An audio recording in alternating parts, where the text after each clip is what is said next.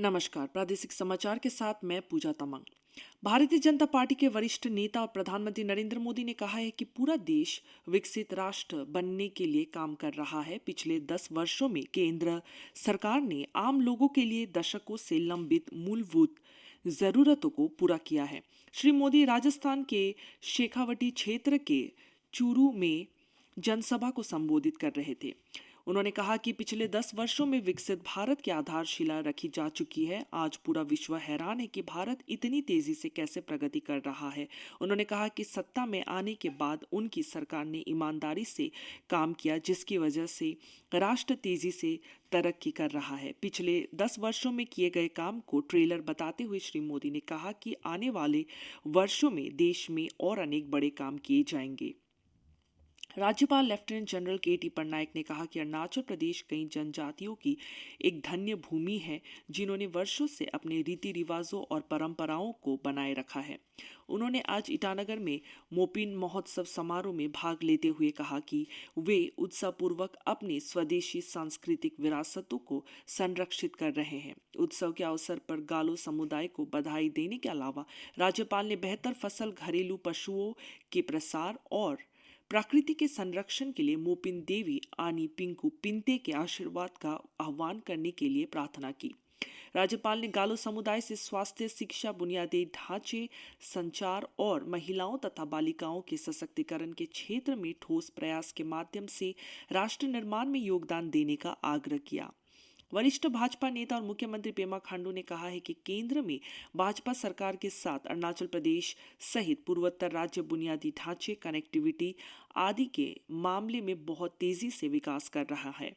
श्री खांडू ने गुरुवार को होलोंगी में एक चुनावी रैली को संबोधित करते हुए कहा कि अब हम गांवों में अधिक विकास पर ध्यान केंद्रित कर रहे हैं। भारत चीन सीमा पर और प्रधानमंत्री नरेंद्र मोदी के नेतृत्व में केंद्र सरकार हमारा पूरा समर्थन करती है और हमारा मार्गदर्शन भी करती है। उन्होंने बताया कि पार्टी का घोषणा पत्र 10 अप्रैल को भाजपा के राष्ट्रीय अध्यक्ष जेपी नड्डा जारी करेंगे, जो राज्य के दौरे पर होंगे। अरुणाचल प्रदेश की 2 संसदीय सीटों के लिए एक ही चरण में 19 अप्रैल को चुनाव होंगे। अरुणाचल पूर्व संसदीय क्षेत्र के लिए 6 उम्मीदवार मैदान में हैं।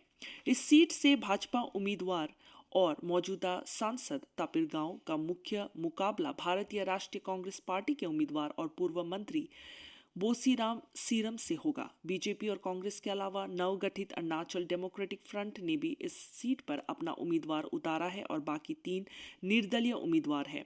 अरुणाचल ईस्ट संसदीय क्षेत्र में 3,75,310 मतदाता हैं, जिनमें 1,89,740 पुरुष और 1,85,569 महिला मतदाता और एक ट्रांसजेंडर मतदाता है। संसदीय क्षेत्र में 27 विधानसभा क्षेत्र और 920 मतदान केंद्र है। चुनावी राज्य अरुणाचल प्रदेश में तैनात चुनाव मशीनरी ने गुरुवार को वाहनों की जांच के दौरान 1.38 करोड़ रुपए से अधिक जब्त किए हैं। एक चुनाव अधिकारी ने कहा, उड़न दोस्तों और स्थैतिक निगरानी टीमों ने पुलिस के साथ मिलकर लोंगडिंग में कनुबारी चेक पोस्ट पर 1 करोड़ रुपए, ईटानगर राजधानी क्षेत्र में 22.20 लाख रुपए और सेपा में वाहन जांच के दौरान 16.3 लाख रुपए की भारी रकम जब्त की। इसके साथ आदर्श आचार संहिता MCC लागू होने के बाद से अब तक जब्त की गई कुल नकदी बढ़कर 5.48 करोड़ रुपए हो गई, जबकि शराब, ड्रग्स, कीमती धातुओं और मुफ्त वस्तुओं सहित अन्य जब्त वस्तुओं की नकदी और मौद्रिक मूल्य का संचयी आंकड़ा 14.5 करोड़ रुपए है। अरुणाचल प्रदेश सरकार ने गुरुवार को आदेश दिया है कि पैक शराब, थोक स्पिरिट के आयात परमिट और पैक शराब के निर्यात परमिट जारी करना चुनाव प्रक्रिया पूरी होने तक तत्काल प्रभाव से निलंबित रहेगा। यह कदम इस चुनाव अवधि के दौरान अंतर्राज्यीय सीमाओं पर अवैध शराब के सीमा पार परिवहन के साथ साथ अनधिकृत स्थानों पर शराब के भंडारण की कथित घटनाओं के मद्देनजर उठाया गया था। यह भी बताया गया कि मतदाताओं को प्रभावित करने के लिए शराब का उपयोग किया जाता है, जो चुनाव के उचित और निष्पक्ष आचरण को बिगाड़ सकता है। इसी के साथ ये समाचार बुलेटिन समाप्त हुआ। नमस्कार।